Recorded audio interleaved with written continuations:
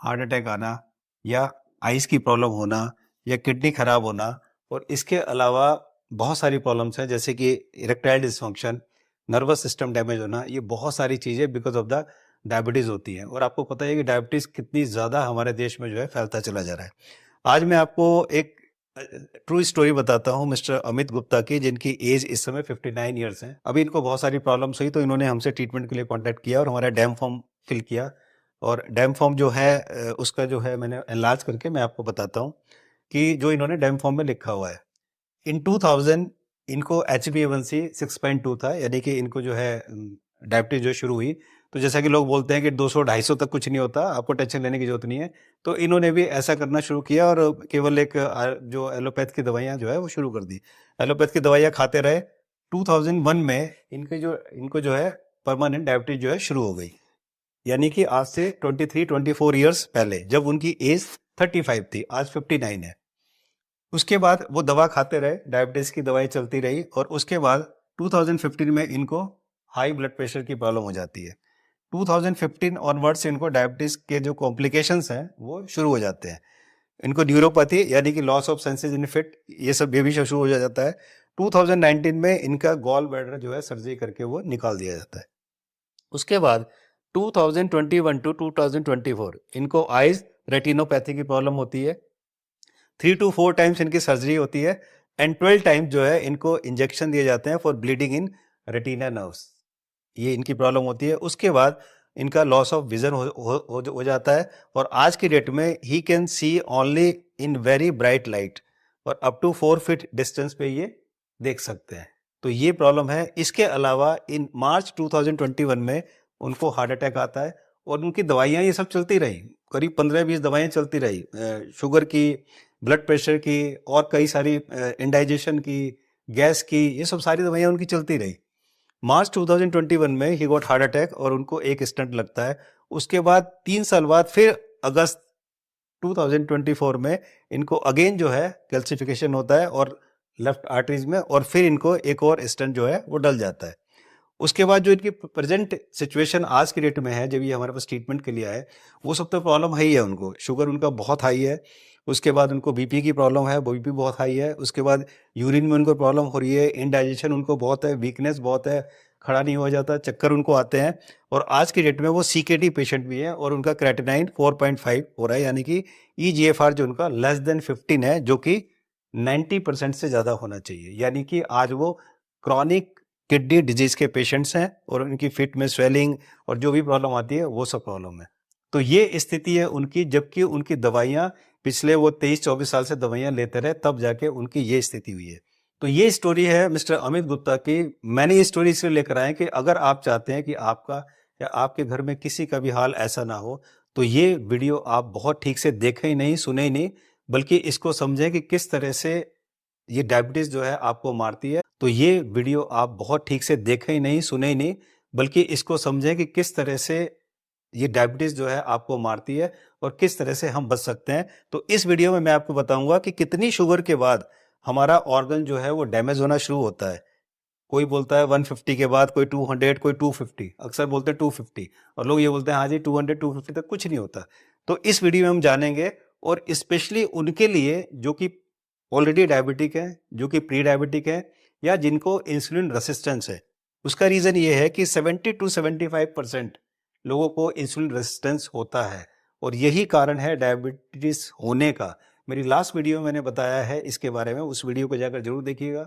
उस वीडियो का लिंक मैं डिस्क्रिप्शन में दे दूंगा, और उस वीडियो को आप जरूर देखिएगा कि किस तरह से वो इंसुलिन रेजिस्टेंस की प्रॉब्लम होती है। तो 70-75% लोगों को इंसुलिन रेजिस्टेंस होता है, और कुछ साल वो चलता है, उसके बाद वो प्री डायबिटिक होते हैं, उसके बाद वो डायबिटिक होते हैं। तो अगर हमने इसे यही कंट्रोल कर लिया तो हमें जिंदगी में कभी भी डायबिटीज नहीं होगी। और अगर हो भी गई तो बहुत सारे लोग, जैसे इन्होंने हमसे डाइट प्लान लेकर, हमसे कंसल्ट कर हमसे ट्रीटमेंट लेकर अपने HbA1c को 11.3 टू 5.9 तक ले आए, और इस तरह से 100% नहीं 1000% डायबिटीज का रिवर्सल है।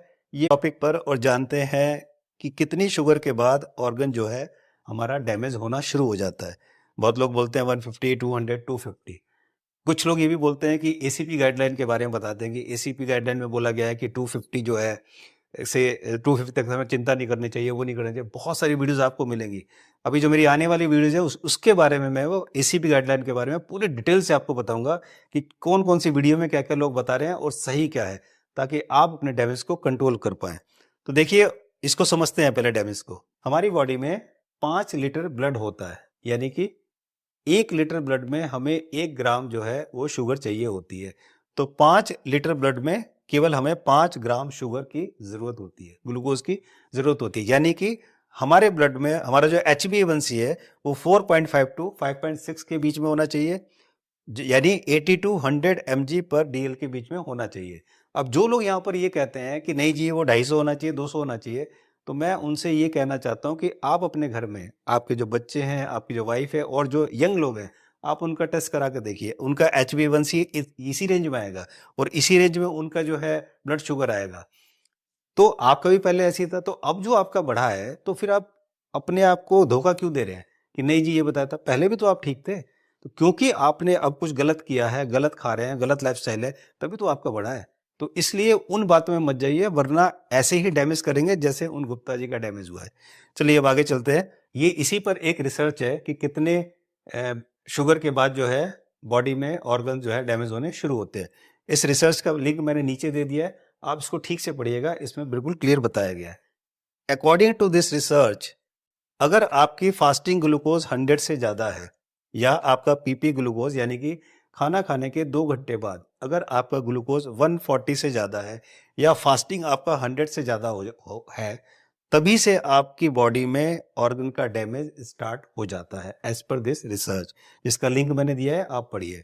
यानी कि आपका फास्टिंग ग्लूकोज 100 से कम होना चाहिए, आपका पीपी ग्लूकोज 140 से कम होना चाहिए, जो कि एक हेल्दी लोगों में होता है जिनको डायबिटीज नहीं है। आप देखेंगे तो ऐसा होता है। होता यह है कि जो हमारा पेनक्रियाज होती है, पेनक्रियाज में बीटा सेल्स होते हैं। ये बीटा सेल्स जो है ये इंसुलिन जो है इसका प्रोडक्शन करते हैं। जो बीटा सेल्स होते हैं ये इंसुलिन का प्रोडक्शन करते हैं और यही इंसुलिन जो है ब्लड में जाकर जो एक्सिस ग्लूकोज है उस ग्लूकोज को ले जाके बर्न करती है, जिससे हमें एनर्जी मिलती है। इसका ये काम है। अब रिसर्च ये बोलती है कि अगर आपका फास्टिंग ग्लूकोज 110 टू 125 है, इसके बीच में है, तो आप इसका मतलब है कि आप 40% ऑफ अपने बीटा सेल्स को है वो लॉस कर चुके हो। तो जैसा मैंने आपको बताया कि बीटा सेल का काम है इंसुलिन का प्रोडक्शन करना, तो अगर आपने बीटा सेल ही खराब कर दिए, लॉस हो गया आपका बीटा सेल 40%, इसका मतलब इंसुलिन का प्रोडक्शन कम हो जाएगा। जब इंसुलिन का प्रोडक्शन कम हो जाएगा तो उधर ब्लड में ग्लूकोज जो है वो हाई हो जाएगा और जिसकी वजह से आपको डायबिटीज होगी। और जब जो है ग्लूकोज बॉडी में ज्यादा हो जाता है, ब्लड में ज्यादा हो जाता है, तो उसको बोलते हैं ग्लूकोज टॉक्सिसिटी। और अगर आप डायबिटिक हैं और आपका HbA1c 6.4 से ज्यादा है, यानी 6.4 से ज्यादा है, तो आप डायबिटिक है। इसका मतलब आपने, अगर आप 6.4 आपका है, तो तब तक आपने 50% ऑफ अपने बीटा सेल्स को है वो लॉस कर दिया है। तो ये रिसर्च बताती है, जिसका लिंक मैंने डिस्क्रिप्शन में दिया है, पढ़ लीजिए। और जब ये इतना जो है बीटा सेल जो लॉस हो जाते हैं, उसकी वजह से हमारी बॉडी में अब ये डैमेज शुरू हो जाता है, जिसको ब्रेन स्ट्रोक भी बोल सकते हैं, हार्ट अटैक भी बोल सकते हैं, किडनी फेलियर भी बोल सकते हैं, आइस की प्रॉब्लम हो सकते हैं, या इरेक्टाइल डिसफंक्शन बोल सकते हैं। ये सारी प्रॉब्लम जो है और बहुत सारी प्रॉब्लम, नर्वस सिस्टम डैमेज, ये सारी प्रॉब्लम इसकी वजह से ही होती है, जिसको हम बोलते हैं डायबिटीज यानी कि हाई शुगर। तो ये थी बुरी खबर जो मैंने आपको दी है।